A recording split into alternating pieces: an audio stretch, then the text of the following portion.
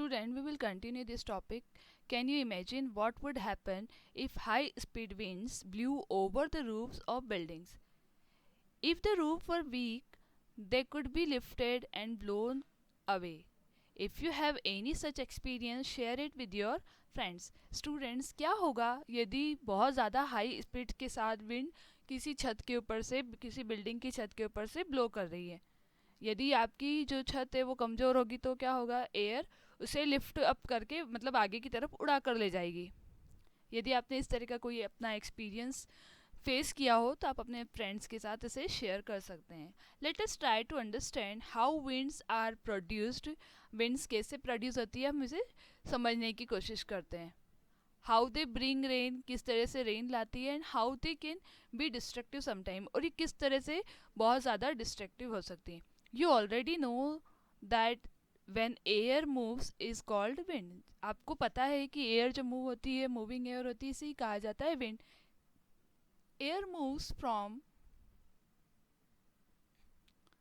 ये याद रखेंगे आप, air moves from the region where the air pressure is high to the region where the air pressure is low. यानी जहाँ पर एयर प्रेशर हाई होगा वहाँ से एयर किस तरफ जाएगी, लो एयर प्रेशर की तरफ. ठीक है. The greater the difference in the pressure, जितना ज़्यादा एयर प्रेशर में डिफरेंस होगा, मान लो टू एरियाज है ए एंड बी, अगर ए का एयर प्रेशर बहुत ज़्यादा है और बी का बहुत कम है तो कहाँ जाएगा, हायर से लोअर की तरफ. इसी तरह से the greater the difference in the air pressure the faster the air moves. जितना ज़्यादा एयर प्रेशर का डिफरेंस होगा उतना ही ज़्यादा एयर भी क्या उतनी ही स्पीड के साथ मूव करेगी. But how are the pressure differences created, लेकिन ये नेचर में जो प्रेशर डिफरेंस होता है ये किस तरह से क्रिएट होता है. Is the difference in the temperature involve, क्या टेम्परेचर के डिफरेंस में ये इन्वॉल्व है. The following activities will help you to understand this. Students, in this activity we see that air expands on heating. Air जो है वो heating के कारण एक्सपांड होती है. Take a tube, boiling tube, आपको बॉइलिंग ट्यूब लेना है. Stretch the balloon tightly over the neck of the tube. You can use a tap to make it tight. Pour some hot water in a beaker. Insert a boiling tube with the balloon in the hot water. Observe for 2 to 3 minutes for any change in shape of the balloon. Take the tube out, let it cool down to the room temperature. Take some ice cold water in another beaker and place the tube with the balloon in cold water for 2 to 3 minutes. Observe the change in the shape of the balloon. Think and try to answer what makes the balloon inflated when the boiling tube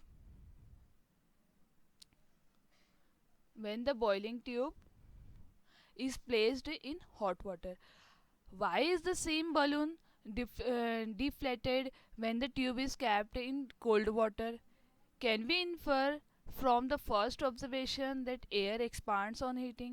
Can you now state what happens to the air in the boiling tube when it cools down? Student, look at this picture. In first picture, balloon tied over the neck of the boiling tube.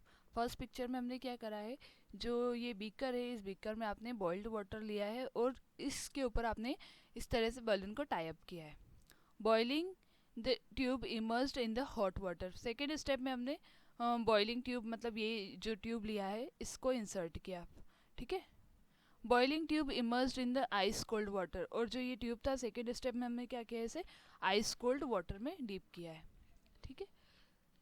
अब देखिए जो first वाले last वाले balloon को अगर हम देखें तो ये जो लास्ट वाला जो बलून था ये कैसा हो गया, श्रिंक हो गया. और लेकिन अगर हम सेकंड वाले को देखें तो सेकंड इसमें क्या हुआ है, बलून थोड़ा सा स्ट्रेट है. और ये स्ट्रेट क्यों है, क्योंकि यहाँ पर जो है वार्म एयर, जो हॉट एयर जो आ रही है वो इस ट्यूब के थ्रू बलून के अंदर जा रही है. ठीक है. इसका मतलब क्या हुआ कि जो एयर है वो एक्सपांड हो रही है हीट के कारण. और अगर हम कोल्ड की बात करें तो कोल्ड एयर जो होती है वहाँ पर एयर प्रेशर क्या होगा, कम होगा. ठीक है. जिस वजह से जो एयर बलून के अंदर भी प्रेजेंट थी वो भी सारी कहाँ चली गई, हायर से लोअर की तरफ. ठीक है.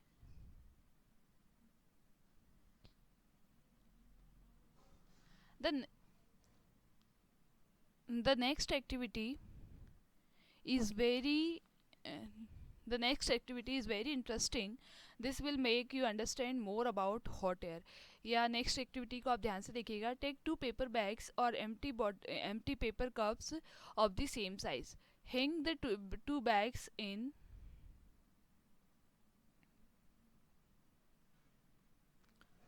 in the inverted position of the two ends. A metal or wooden stick. Tie a piece of thread in the middle of the stick. Hold the stick by the thread as in a balance. Put a burning. According to picture, we will do. Put a burning candle below one of the bag as shown in the figure. Observe what happened. आपको क्या करना है, इस figure को देखिए बच्चों.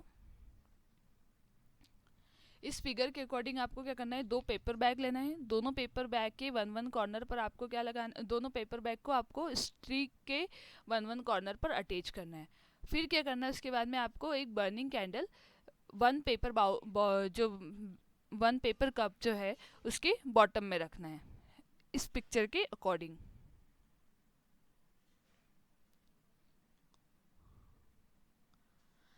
Y is the balance of the bag disturb. जब bag है ये अभी जैसे अगर हम जब कैंडल नहीं लगाते हैं तब दोनों एक दूसरे के फ्रंट में होते हैं, है ना, इक्वल पोजीशन पर स्ट्रेट होते हैं. लेकिन अब जैसे ही जब हम बर्निंग कैंडल एक पेपर बैग के नीचे, एक पेपर कप के नीचे जब रखते हैं तो जो बैलेंस है वो डिस्टर्ब हो जाता है.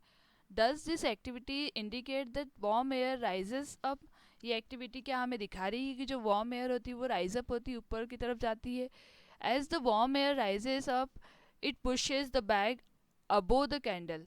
तो जो वार्म एयर जब राइज अप होती है तो ये क्या करती है, जो rises up it pushes the bag above the candle. तो ये इस पिक्चर को देखिए, जब वार्म एयर क्या हो रही है, राइज अप हो रही है, मतलब जब ऊपर की तरफ जा रही है, तो ये क्या करेगी, जो बॉटम वाला दूसरा वाला जो पेपर बैग है वो बॉटम की तरफ आने लगता है, क्योंकि ये इस पर एयर प्रेशर क्या हो रहा है, बढ़ रहा है, ये राइज अप हो रही है ना. जो वार्म एयर है वो राइज अप होने के कारण वो जो पेपर बैग है वो ऊंचाई की तरफ जाने लगता है. As the warm air rises up, it pushes the bag above the candle. Does the disturbance of the balance suggest that the warm air is lighter than cold air? आपको पता है कि जो वार्म एयर है ये हमें जो lighter होती है as compared to the colder air की, कोल्ड एयर से इसी वजह से ये डिस्टर्बेंस क्रिएट हुआ.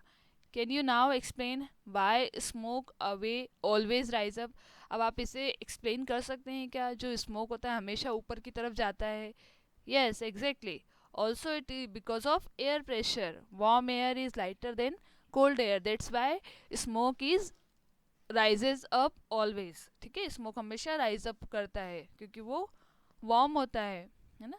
Also it is important to remember that on heating the air expands and occupy more space. और इसी तरह ये भी इम्पॉर्टेंट है कि जो एयर जो है वो हीटिंग के कारण एक्सपांड होती है और स्पेस को ऑक्यूपाई करती है. When the same thing occupy more space it becomes lighter. The warm air is therefore lighter than the cold air. That is the reason the smoke goes up. Student, in the next class we will complete the remaining topics. Thank you so much. Good day everyone.